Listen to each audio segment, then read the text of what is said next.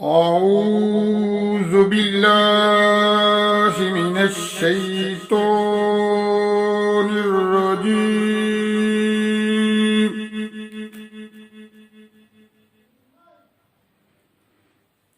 بسم الله الرحمن الرحيم.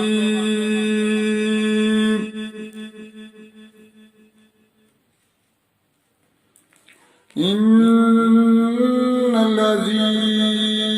اتخذوا الإجل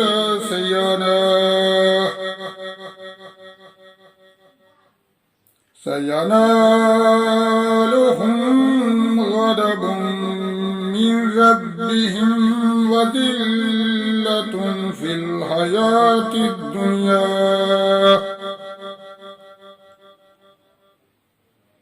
وكذلك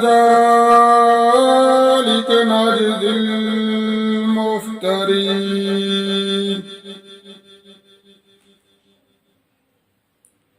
والذين عملوا السيئات ثم تابوا من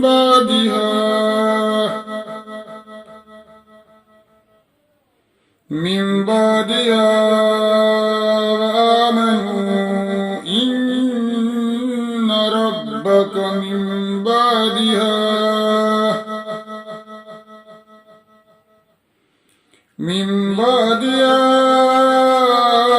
لغفور رحيم.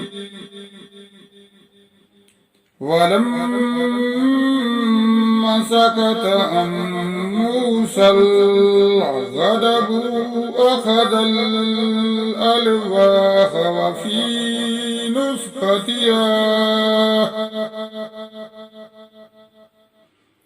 وفي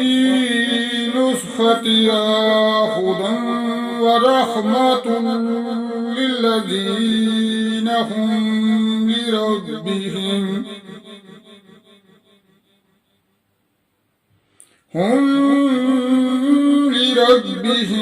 يرهبون. واختار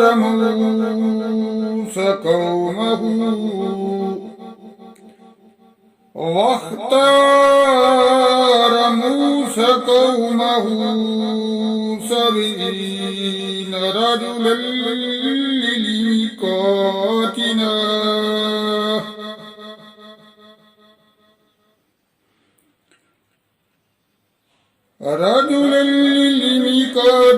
فلما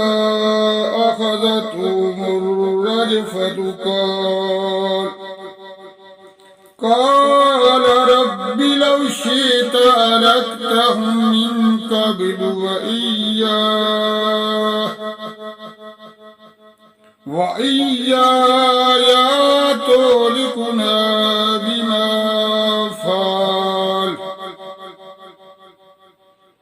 بما فعل السفهاء منا إن هي إلا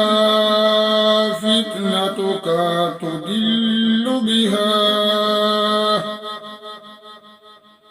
تضل بها من تشاء وتهدي من تشاء. أنت ولينا فاغفر لنا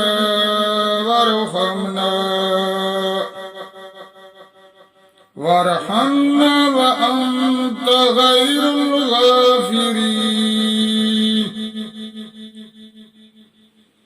واكتب لنا في هذه الدنيا حسنة وفي الآخرة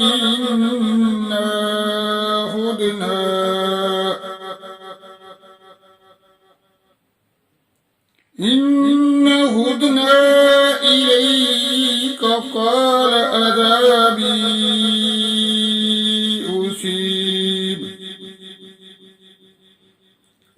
عذابي أصيب به من نشاء ورحمتي وسعت كل شيء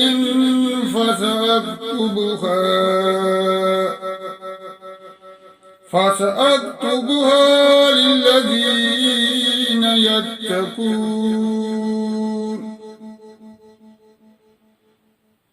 يتقون ويؤتون الزكاة والذين هم بآياتنا يؤمنون الذين يتبعون الرسول النبي الأمي الذي يجدونه مكتوبا عندهم في التوراة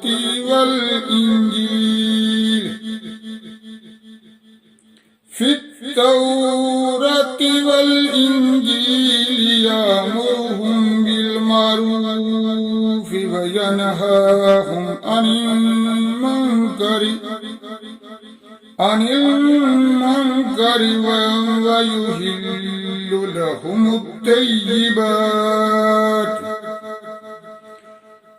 لهم الطيبات ويحرم عليهم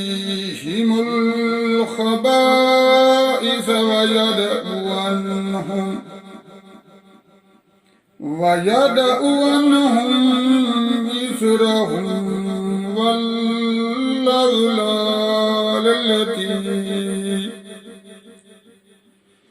والأغلال التي كانت عليهم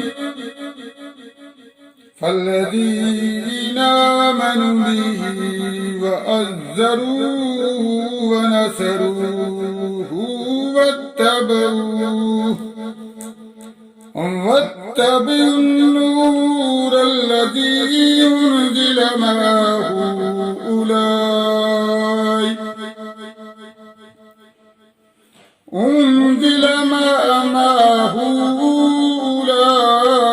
هم المفلحون قل يا أيها الناس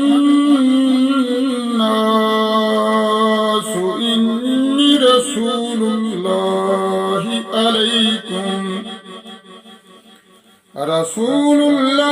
عليكم جميعا الذي له ملك السماوات والأرض لا إله إلا هو يحيي ويميت فآمنوا بالله ورسوله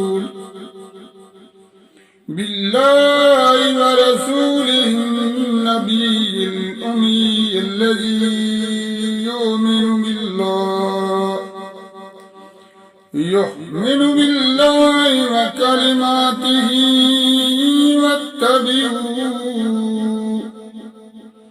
واتبعوه لعلكم تهتدون ومن قوم موسى أمة يهدون بالحق وبه يعدلون وقتلناهم 12 أسباطا أمما وأوحينا إلى موسى إذ استسقاه قومه أن اضرب بعصاك الحجر فانبجست منه 12 عينا قد علم كل أناس مشربهم وظللنا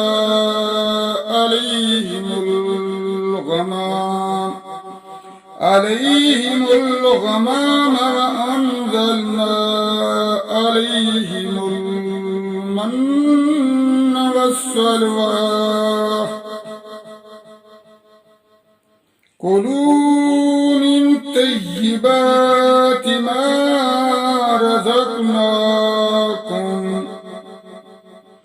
وما ظلمونا ولكن كانوا أنفسهم يظلمون وإذ قيل لهم اسكنوا هذه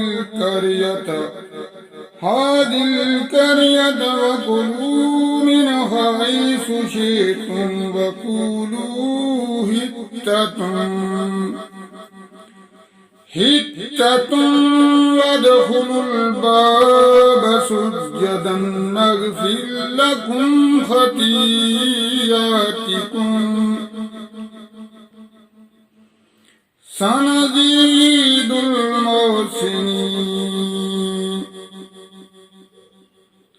فبدل الذين ظلموا منهم قولا غير الذي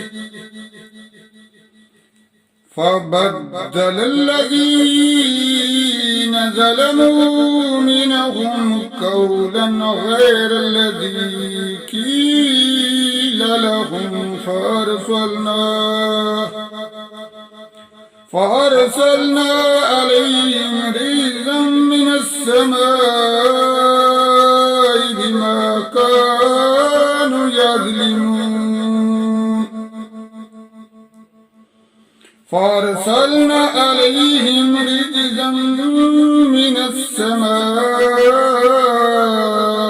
بما كانوا يظلمون صدق الله العظيم.